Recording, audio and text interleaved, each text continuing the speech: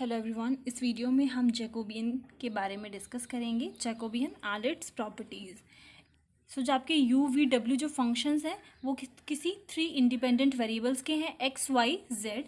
तो उनका जो डिटर्मिनेंट लेंगे वो हम इस तरीके से कि u का x के रिस्पेक्ट में, फिर u का y के रिस्पेक्ट में और u का z के रिस्पेक्ट में, फिर v का x के रिस्पेक्ट में, v का y के रिस्पेक्ट में, v का z के रिस्पेक्ट में, and same for the w।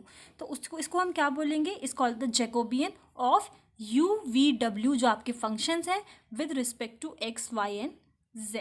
ठीक है, एंड इज़ डिनोटेड एज, इस तरीके से हम इसको डिनोट करते हैं कि आपको जो फंक्शंस हैं यू वी डब्ल्यू उनको हमने ऊपर लिख दिया और एक्स वाई जेड हमने जो कोऑर्डिनेट्स थे जो वेरिएबल्स थे जिन पे ये डिपेंडेंट थे वो हमने ये लिख दिया। और आपस में ये कैसे वेरिएबल्स हैं? इंडिपेंडेंट वेरिएबल्स हैं। और इसको हम इस तरीके से भी जैकोबियन और यू वी डब्ल्यू फंक्शंस और नीचे उसके variables. Similarly we can define the Jacobians of 4 और मोर वेरिएबल्स। यहाँ पर एक्स वाई जेड जो है आपके 3 वेरिएबल्स लिए थे, 3 से ज़्यादा हम 4 भी ले सकते हैं, 5 भी ले सकते हैं, कितने भी ले सकते हैं। और वहाँ पे जस्ट यही आपको फॉर्मूले में उसी तरीके से चेंजमेंट आती जाएगी। नेक्स्ट डिस्कस करते हैं कि प्रॉपर्टीज़ क्या होगी जैकोबियंस की। फर्स्ट जो पॉइंट है, इफ़ जो जे है हमारा वो यू वी और एक्स वाई दो फंक्शंस हैं, दो इंडिपेंडेंट वेरिएबल्स हैं और जे डैश ले लिया एक्स वाई यू वी। ठीक है, उल्टा अब यहाँ पर ये एक्स वाई उधर चला गया और यू वी इधर चला गया। तो हमें ये प्रूव करने की पहली प्रॉपर्टी है कि जे डैश का जो हम डिटर्मिनेंट निकालेंगे, प्रोडक्ट करेंगे जे और जे डैश का, वो 1 के इक्वल आना चाहिए। तो सेम क्या करना है? सबसे पहले ये सॉल्व करना है, ये सॉल्व करना है, दोनों का प्रोडक्ट कर देना है। u जो फंक्शन है आपका किसका है? x और y का है। सेम v जो है वो भी x और y का है। Suppose that these are solved for x and y giving, और जो x फंक्शन है वो हम इधर uv का है और यहाँ पे जो y फंक्शन है वो भी uv का है। तो यहाँ पे इसको हमने f मान लिया और इसके लिए हमने फाई मान लिया। x is equals to phi uv और y इज इक्वल्स टू जाई uv। ठीक है, तो स्मॉल f मान लो, ये कैपिटल F, ये फाई और ये जाई। ठीक है, तो सबसे पहले हम करली यू बाय करली यू लिखेंगे तो इन दोनों को कैंसिल होके 1 आ जाएगा। ठीक है, तो करली यू और करली यू ये रहा आपका, इन दोनों के बीच में हमने करली एक्स बाय करली एक्स डाल दिया। ठीक है, वाई पे डिपेंडेंट है तो फिर उसकी फॉर्म में है, तो हमने क्या करा कि बीच में एक बार x और बीच में एक बार y को डाल दिया। तो curly u by curly x by curly you, जब दोनों कैंसिल करेंगे तो फिर से हमें करली यू मिल जाएगा। डिपेंडेंट है, ये इन दोनों का फंक्शन है तो हमने इसलिए इन दोनों को बीच में x और y का यूज़ किया है। उसके बाद करली यू बाय करली v करेंगे तो सेम वही चीज़ फिर से रिपीट करेंगे, एक बार u x और एक बार y। यहाँ पे u रहेगा, यहाँ पर v रहेगा। जब आप करली x को करली x से कैंसिल करोगे तो करली u बाय करली v इधर भी मिल जाएगा। ठीक है, u जो है वो v की फॉर्म में नहीं है तो ये फिर क्या हो जाएगा? 0। सेम यहाँ पर भी v जो है वो u की फॉर्म में नहीं है तो ये क्या हो जाएगा? 0। ठीक है, और सेम वैसे ही करना है, एक बार आपको x डालना है, एक बार y डालना है। लास्ट में करली v बाय करली v करेंगे तो कैंसिल करेंगे तो 1 आ जाएगा और इन दोनों के बीच में एक बार x डालना है और एक बार y डालना है। j और j डैश का करेंगे तो आपको फिर दोनों के जैकोबियंस लगाए हुए हैं। अब जो कोऑर्डिनेट्स होते हैं उनको आप इस तरीके से भी याद कर सकते हैं, जो कॉलम होता है उसमें जो आपके वेरिएबल्स हैं वो सेम रहेंगे, कॉलम्स और कोऑर्डिनेट्स, सी से कॉलम सी से कोऑर्डिनेट्स, तो आपके जो वो रहेंगे वो कॉलम्स में सेम रहेंगे। रो वाइज आपके फंक्शन सेम होंगे और कॉलम वाइज आपके कोऑर्डिनेट सेम होंगे। तो आप इस तरीके से भी याद कर सकते हैं, करली यू बाय करली एक्स फिर करली यू बाय करली वाई, दोनों का लिख देंगे इसी तरीके से फॉर्मूला। जे डैश में आपका जो एक्स है वो एज अ फंक्शन काम कर रहा है और यू और वी जो है आपके वो नीचे जो ऑपरेटर्स एज अ कोऑर्डिनेट्स काम कर रहे हैं, तो वो यहाँ पर इस तरीके से चेंज हो गए दोनों फंक्शंस। उसके बाद हमें क्या करना है कि जो रोज़ है और कॉलम्स हैं, सेकंड डिटर्मिनेंट के जो रोज़ और कॉलम्स हैं उनको हम चेंज कर देंगे। तो ये जो आपका ये रो है वो कॉलम में कन्वर्ट हो गया और जो ये वाली रो है वो ऐसे सेकंड कॉलम में कन्वर्ट हो गई। फिर इन दोनों डिटर्मिनेंट्स को मल्टीप्लाई करेंगे। डिटर्मिनेंट्स को मल्टीप्लाई करने का क्या तरीका होता है? This multiply by this plus this multiply by this. ये आपका डिटर्मिनेंट को मल्टीप्लाई करने का तरीका होता है।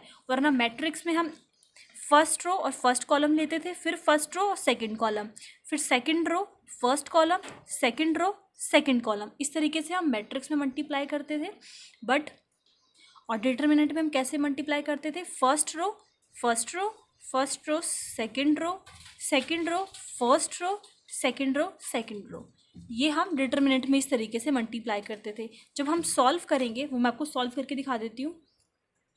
सबसे पहले रो का रो से, फर्स्ट रो से करेंगे curly u by curly x, this multiply by this curly x by curly u, plus का साइन। अब इसको इससे करना है, फर्स्ट रो को फर्स्ट रो से, curly u by curly y and this curly y by, ये आपका हो गया फर्स्ट। इसी तरीके से हम सेकंड करेंगे, तो फर्स्ट रो सेकंड रो से, तो curly u by curly x by curly v, then plus curly u by curly y and curly y by curly v, ये आपका हो गया।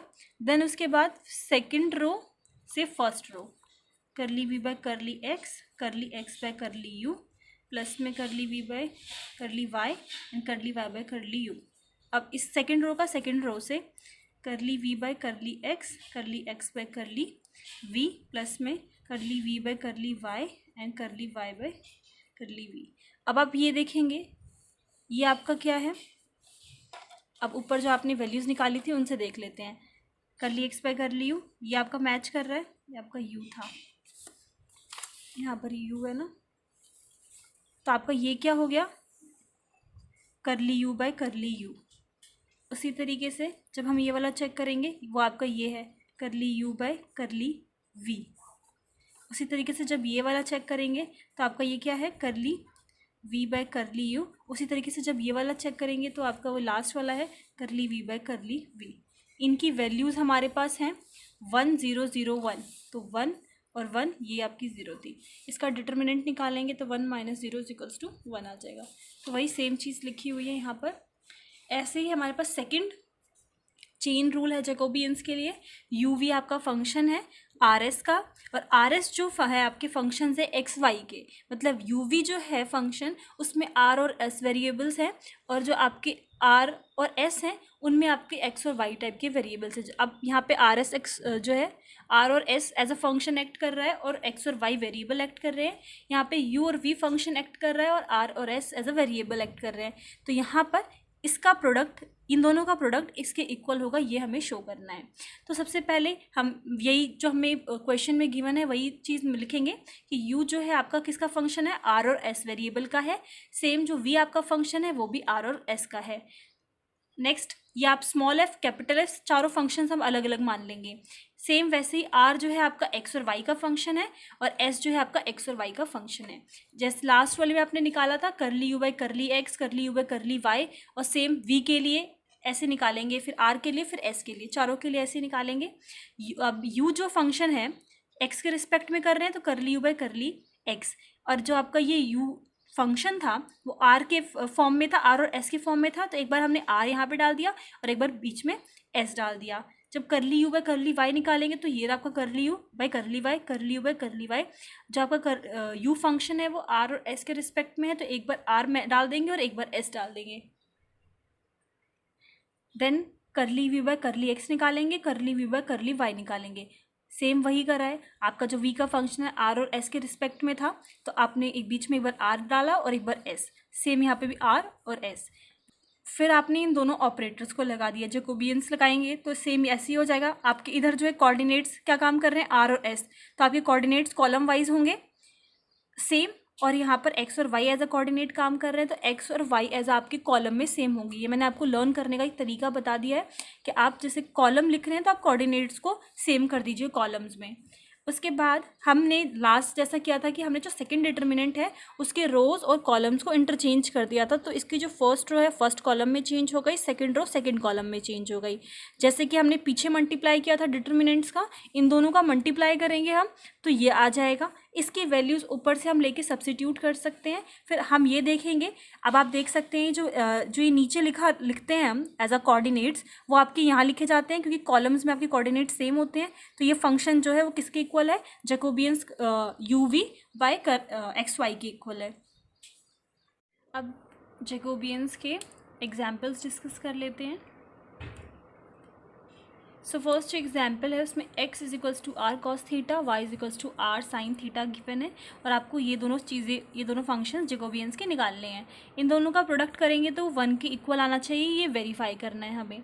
x और r के फंक्शंस लिख लिए, फिर हमें क्या करना है, x को r के रिस्पेक्ट में डिफ्रेंशिएट करेंगे तो कॉस थीटा आ जाएगा, कॉस थीटा r जो है 1 हो जाएगा।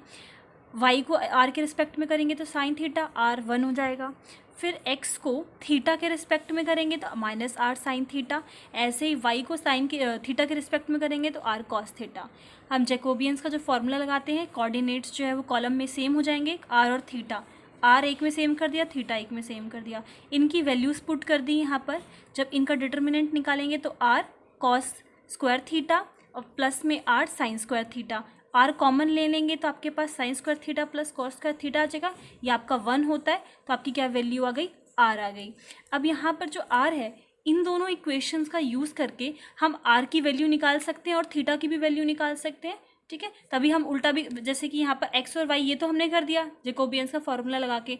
अब हमें r जो ऐसा फंक्शन चाहिए जिसमें वो x और y का वेरिएबल हो, और थीटा ऐसा फंक्शन चाहिए जिसमें x और y आपके वेरिएबल की तरह एक्ट करें। अब हम इसका अपोजिट भी चाहिए, तो हमने इन दोनों इक्वेशंस का यूज़ करते हुए r और थीटा की वैल्यू निकाल ली।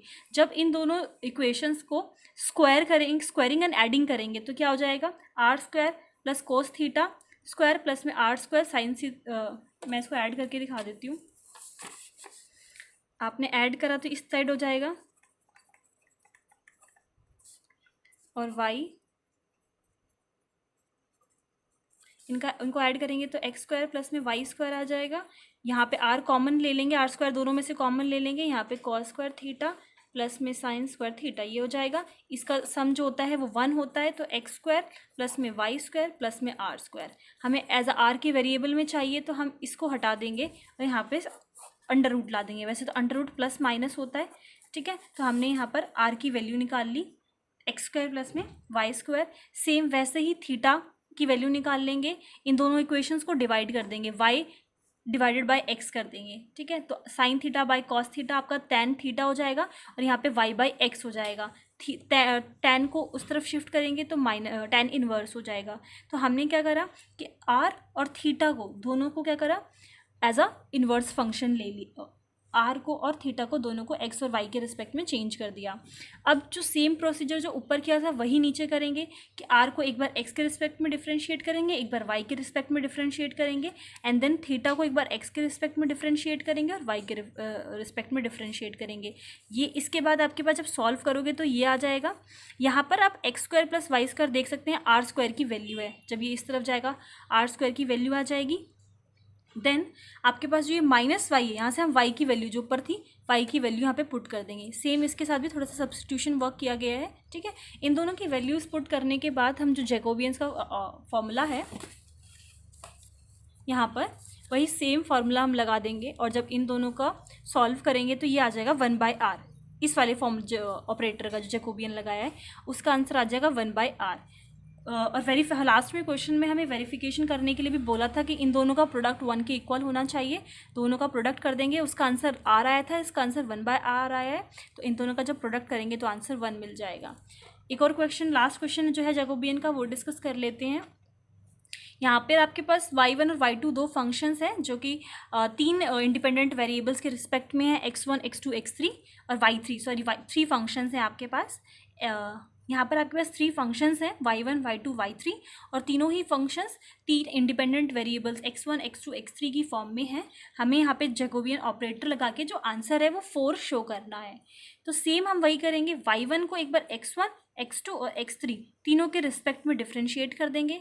Same with y2 x1 x2 x3 तीनों के रिस्पेक्ट में डिफ्रेंशिएट कर देंगे, एंड y3 के साथ भी वही सेम चीज़ x1 x2 x3 के साथ डिफ्रेंशिएट। जो फॉर्मूला होता है हमारा जैकोबियन का वो लगा देंगे। कोऑर्डिनेट में आपके जो कॉलम में आपके कोऑर्डिनेट सेम रहेंगे, तो x1 सेम है, यहाँ पर x2 सेम है, यहाँ पर x3 सेम है। फॉर्मूला लगाने के बाद ऊपर से इनकी वैल्यूज़ को सब्स्टिट्यूट किया गया है। अब यहाँ पर आपको क्या करना है, आंसर 4 लेकर आना है। तो हमने क्या करा, कुछ चीज़ें कॉमन निकाल ली, जैसे कि इस वाले पूरे रो से x1 स्क्वायर कॉमन निकाल लिया, सेकेंड रो से हमने x2 स्क्वायर कॉमन निकाल लिया, और थर्ड रो से हमने x3 x3 स्क्वायर कॉमन निकाल लिया, यहाँ पे 1 डिवाइडेड के फॉर्म में आ जाएगा क्योंकि हमने यहाँ नीचे से डिनोमिनेटर से निकाले हैं, और ये जो फंक्शन है वो इस फॉर्म में कन्वर्ट हो जाएगा, ये ठीक है, इस फॉर्म में कन्वर्ट हो जाएगा।